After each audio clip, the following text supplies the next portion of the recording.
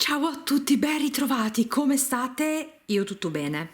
Allora, voglio introdurre una nuova tipologia di video che sarà in più rispetto ai due video settimanali, quindi sarà un video all'incirca sui 20 minuti, 25 spero, non di più, forse anche meno, e vi racconterò a ognuno di questi video una storia, una leggenda, qualcosa di bello, di romantico, di piacevole da ascoltare. Spero, poi voi me lo direte, no? Allora, vedete che mi sono fatta questo nuovo junk journal, proprio con tutto cose di riciclo, l'ho fatte con le solite buste dell'umido, che sapete che ne ho tante, no? E come vedete all'interno è molto semplice perché andrò a costruirlo mano a mano.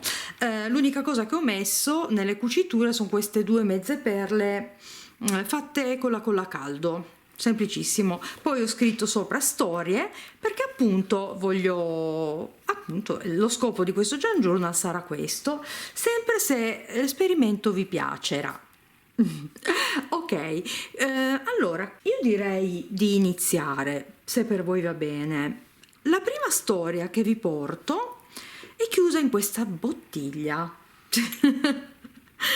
Se vi andrà, se vi piace questo modo di usare il Junk Journal, potrete fare anche voi un Junk Journal dedicato e magari su Instagram taggarmi se vorrete replicare, diciamo, la storia che andrò a raccontarvi a modo vostro, secondo la vostra interpretazione.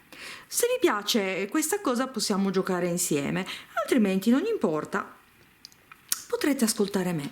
Allora, vado a mettere da parte il junk, vi piace? Ho messo un'immagine così molto romantica e vado a aprire la bottiglia che contiene la leggenda di oggi. Sta-tan! E vedo già un filo rosso, ragazze.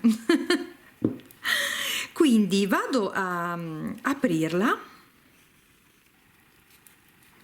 e comincio a comporre le mie pagine con questa storia. Molto bene. Eccola qua.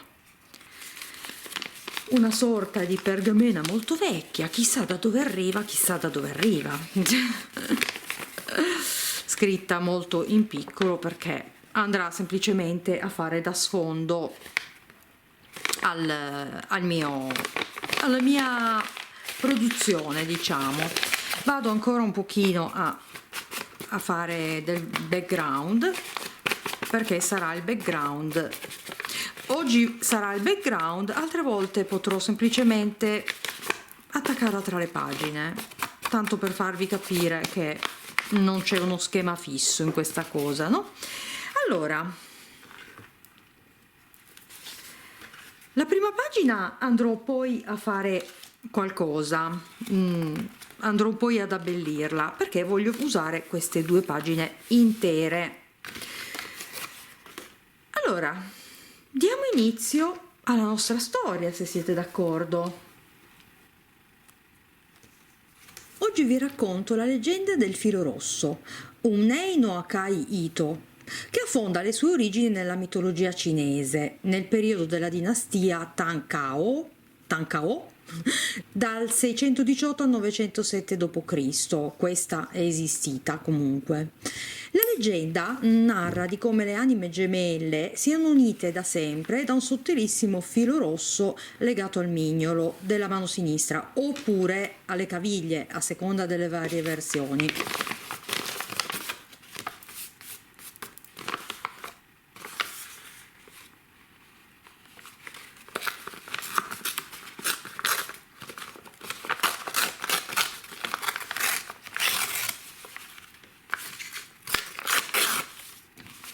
Questo filo rosso del destino unisce due persone in modo indissolubile, senza badare a differenza di età, ceto sociale, luogo di nascita e residenza.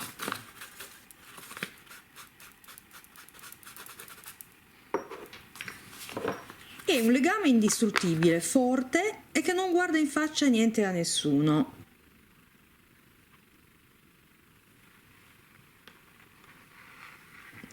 Il filo rosso può essere talmente lungo da intrecciarsi, aggrovigliarsi e annodarsi. Ecco perché un rapporto può essere spesso complicato. Ma questo filo non si spezza e due anime che sono destinate a trovarsi lo faranno. In ogni modo, sciogliendo il groviglio, che sarà il superamento dell'ostacolo frapposto tra i due amanti.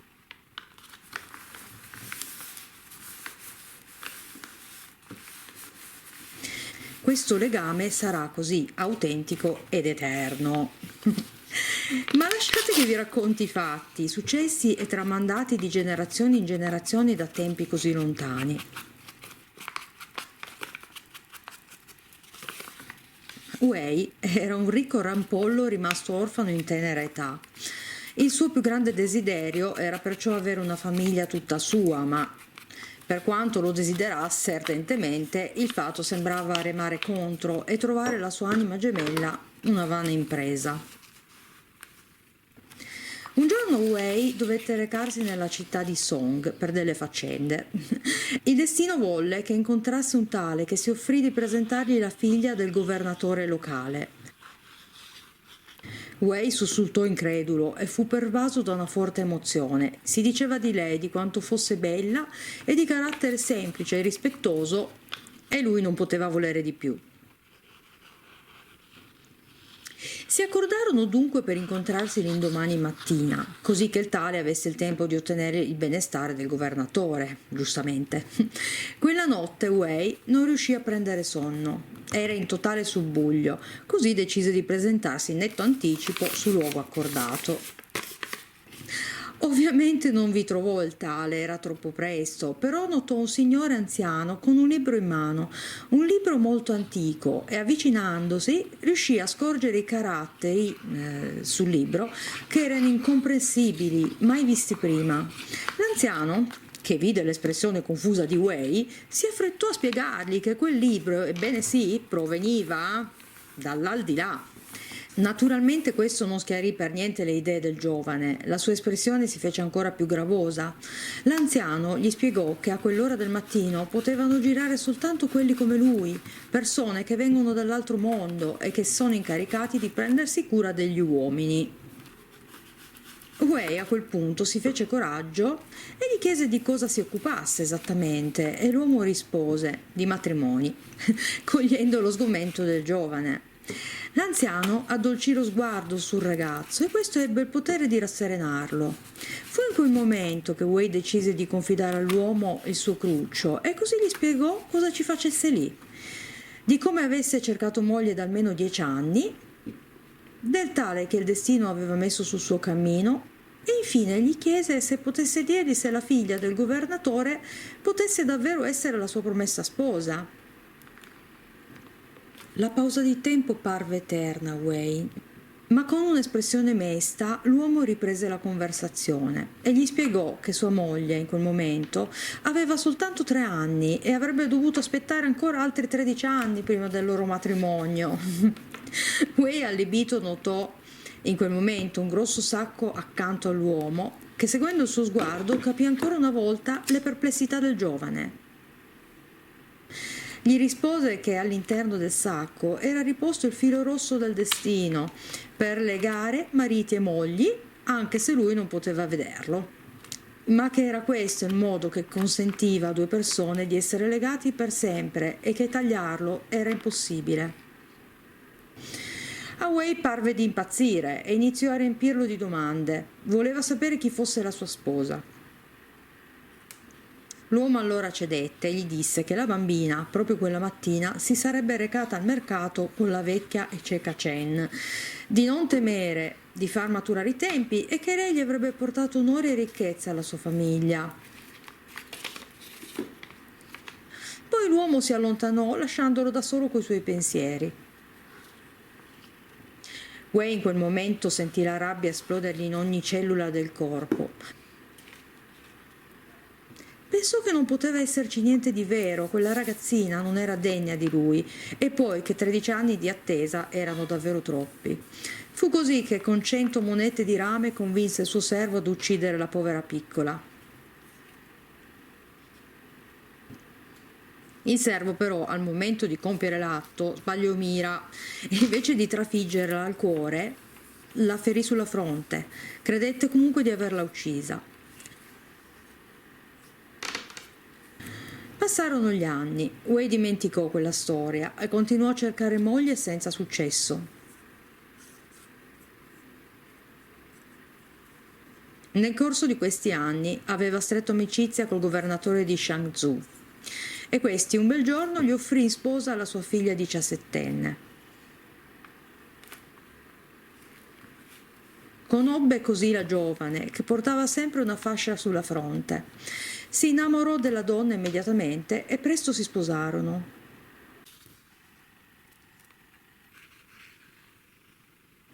Un giorno Wei si decise di chiedere alla giovane sposa come mai portasse quella fascia sulla fronte, persino quando andavano a dormire.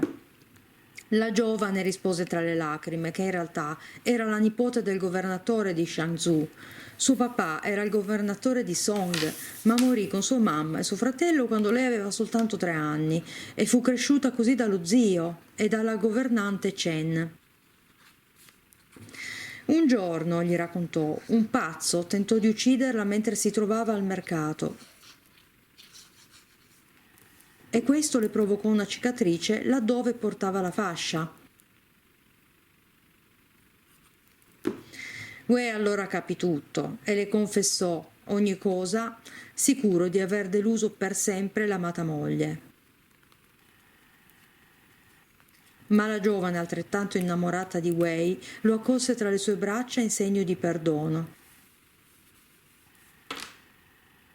Il loro legame fu eterno e felice. Diedero alla luce un figlio che diede loro tantissime soddisfazioni. Allora, volevo ancora... Cosa ne pensate, ragazze e ragazzi? Allora, io spero che questa rubrica vi possa piacere. Rubrica, si fa per dire.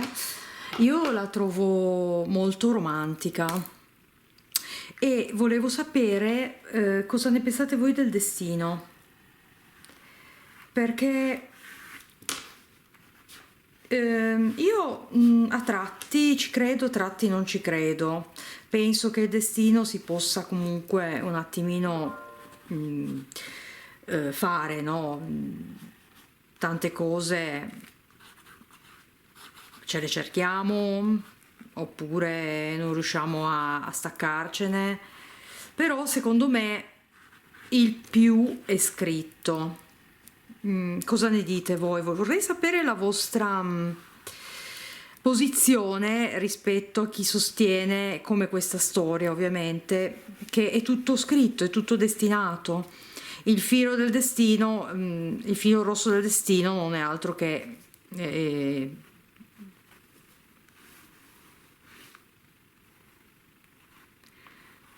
una metafora, direi, di tutto questo, no? Allora, io la vedo così la storia. Qua si vede la colla sotto, speriamo che scompaia. Allora, voglio ancora mettere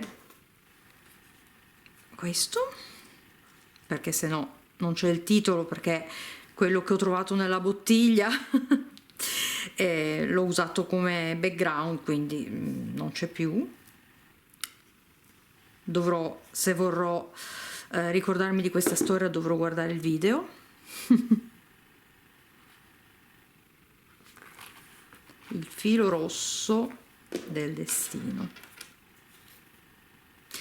E qui praticamente vedete, qua c'è una cartina con un filo che collega tutto, perché poi seguendo questa metafora, questa teoria, puoi anche abitare dalla parte opposta dell'emisfero, ma se questo filo ti lega a una persona ti troverà, in sostanza.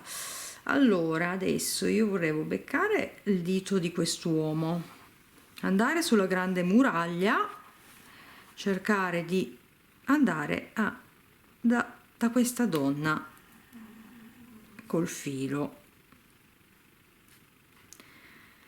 beh sì, se no.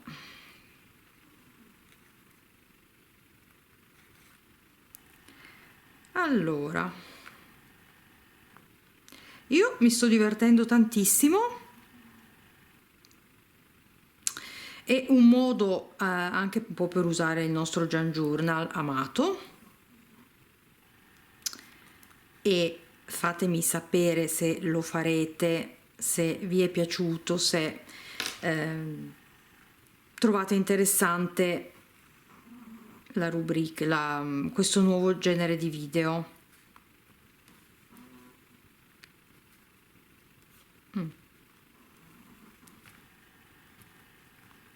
Ok.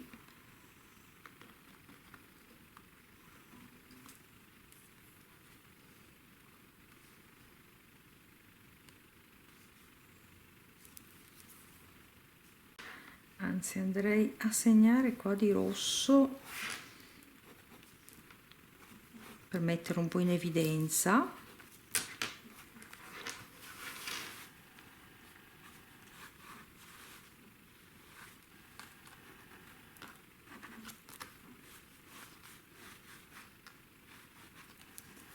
Così.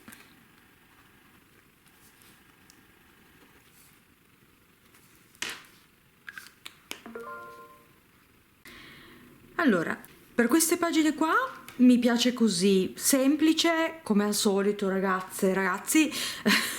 Niente, praticamente è una sorta di art journal, se vogliamo, Praticamente io questa immagine ho un po' rappresentato come la immagino io nella mia mente, questa leggenda. Io mi aspetto veramente tantissimi commenti su come la pensate, anche proprio sulla storia che vi ho raccontato. Se vi è piaciuto come ve l'ho narrata, o se preferireste un altro stile, consigliatemi delle leggende o delle storie che volete che vi racconto, datemi dei consigli che sono sempre ben accetti. E niente, penso che possa bastare per questo video, ragazze. Vi invito sempre a iscrivervi se non siete ancora iscritti, a lasciarmi un like e un commentino, come vi ho già detto. E niente, io vi mando il mio solito mondo di baci e tanta positività. Ci vediamo nel prossimo video. Ciao a tutti!